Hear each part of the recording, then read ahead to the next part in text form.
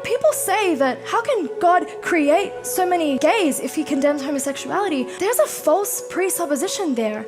And it's that God created you the way that you were born. That's not true. You and I, we were born selfish. We were born with a desire to sleep outside of marriage, not to forgive. We were born with a desire to rebel. God didn't create us like that. God created you and I with a free will. And God expects us to exercise that free will to decide, am I going to give in to my sinful desires or am I going to choose him? Can you imagine if you were born with, a high testosterone level and you stood before God and said, I know I hit my wife, but I was born that way. You made me like that. You created me that way. No, God would say, I expected you to call your body into submission, to make it a slave, and to decide I'm not giving into my sinful nature.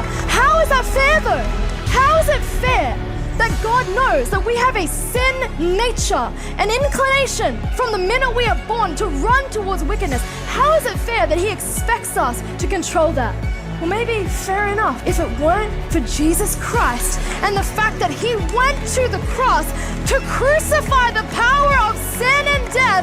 That is the whole point of the gospel, that he who knew no sin became sin, that we might become the righteousness of God.